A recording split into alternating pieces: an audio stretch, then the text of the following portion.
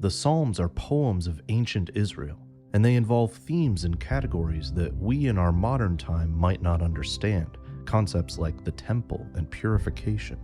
But this rich context of the past Old Testament people of God is an invitation to know more about the God of the Bible who never changes. Psalm 24, a Psalm of David. The earth is the Lord's and the fullness thereof, the world and those who dwell therein. For he has founded it upon the seas and established it upon the rivers. Who shall ascend the hill of the Lord, and who shall stand in his holy place? He who has clean hands and a pure heart, who does not lift up his soul to what is false, and does not swear deceitfully. He will receive blessing from the Lord, and righteousness from the God of his salvation.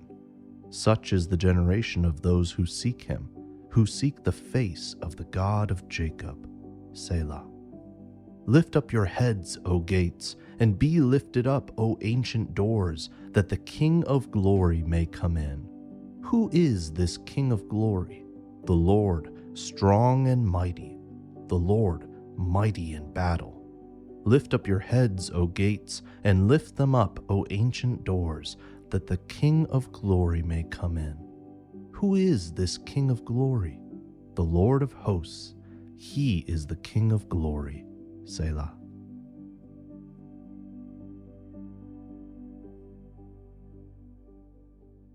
Psalm 24 is a royal psalm that celebrates God's kingship over the whole earth, and specifically over his chosen people. There's disagreement among scholars about what occasion prompted this psalm. Some suggest it was when David escorted the ark into Jerusalem in 2 Samuel 6. Some would assign it to Solomon bringing the ark into the Holy of Holies in 1 Kings 8, so the Psalm of David title would mean dedication rather than authorship, while others think it was written as a ritual for the Levites and the priests to approach the temple. Whatever the context, what's clear is that Psalm 24 has been intentionally placed as a bookend to Psalm 15, because the two psalms are companions that share themes and vocabulary. Both ask the question of who may enter the Lord's sanctuary, and then they give an ethical answer with the goal of instructing God's people about how to live in a way that honors God. And it makes sense that Psalm 24 would come after Psalm 23, which ended with David dwelling in the house of the Lord forever. Now we're led to wonder, what is required of the person who wants to do that? But before we answer that question, the psalm begins with a celebration of the Creator God. Verse 1, The earth is the Lord's and the fullness thereof, the world and those who dwell therein, for he has founded it upon the seas and established it upon the rivers. There's some similarities here to the creation story of Genesis 1 and 2, where the seas were a place of chaos and formlessness until God brought solid ground and established the earth. This is where worship begins, remembering the foundational principle that God made everything and is therefore the king of everything. From solar systems to sea stars, God has crafted this world, and as we learned in Psalm 19, all of it proclaims his glory.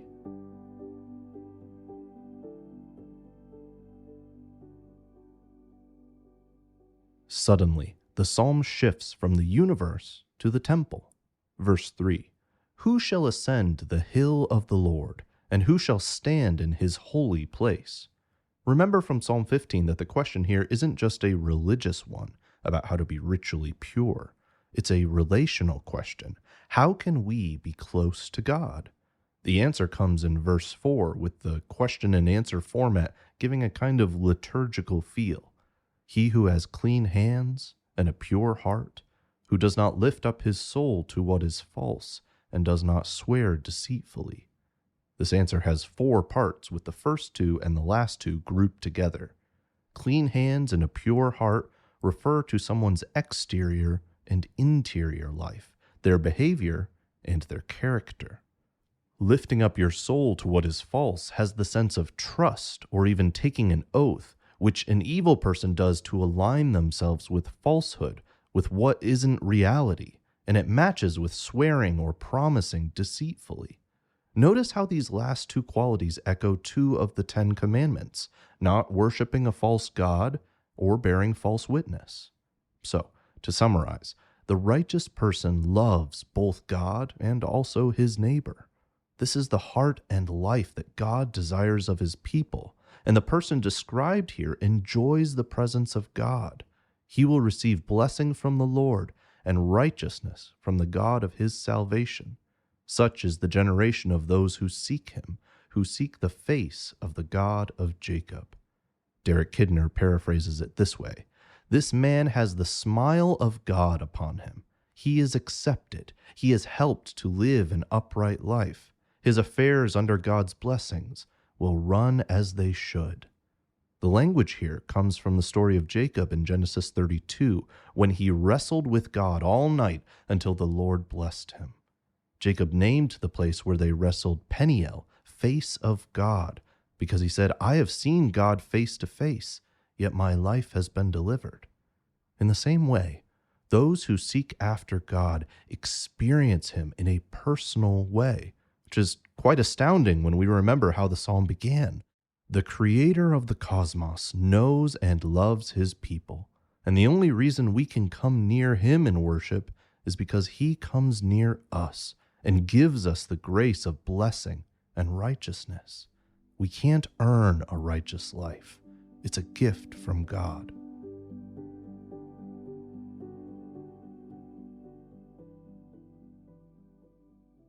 The end of Psalm 24 is a powerful trumpet calling out in a processional as God approaches his people.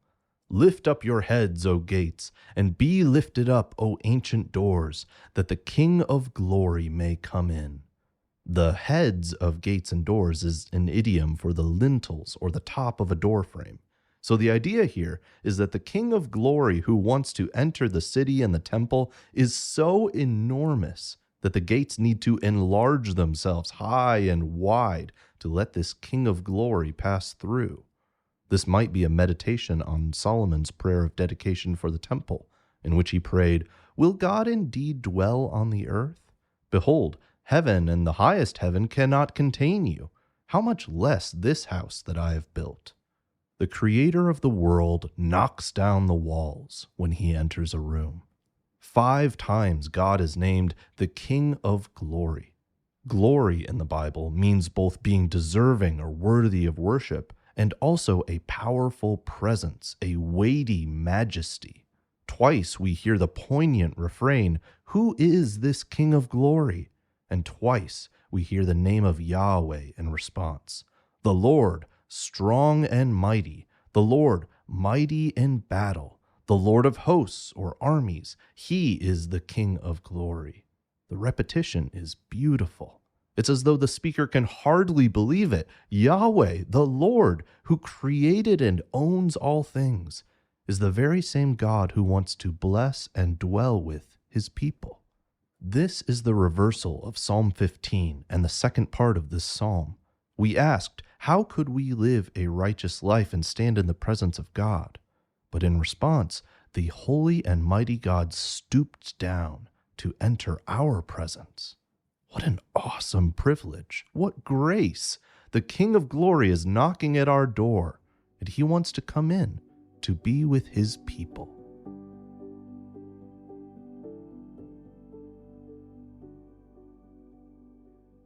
The shape of Psalm 24 is the shape of the gospel. The Creator God who made us rules and reigns over the world, and yet we rebelled against him, such that we could not stand in his holy presence.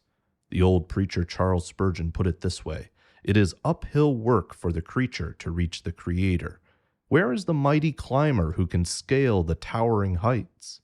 Yet by his grace, God invited his people to seek his face and receive a declaration of righteousness by his mercy.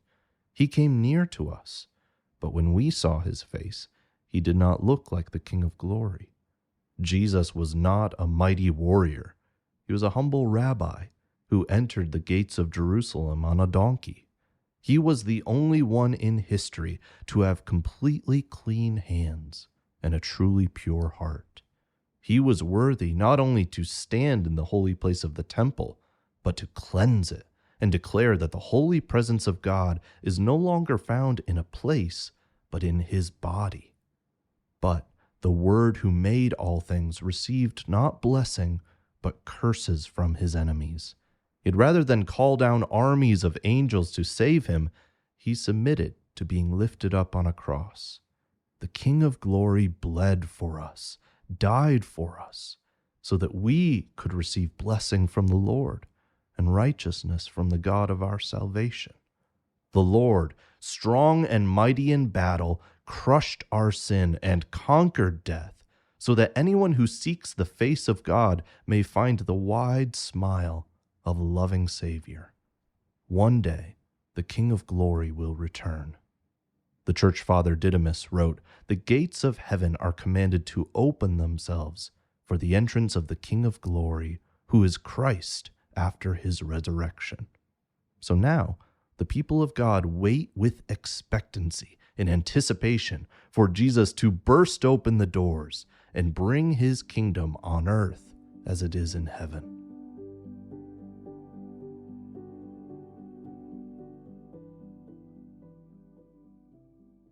Every psalm is a model and guide for our prayers. So here are some possible situations in which you might want to pray Psalm 24. When you look at the land and the sea, which belongs to the Creator.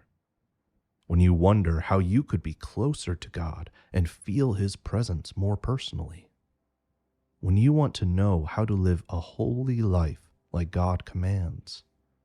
When you recognize that your life is marked by lies, false allegiances, unclean hands, and an impure heart.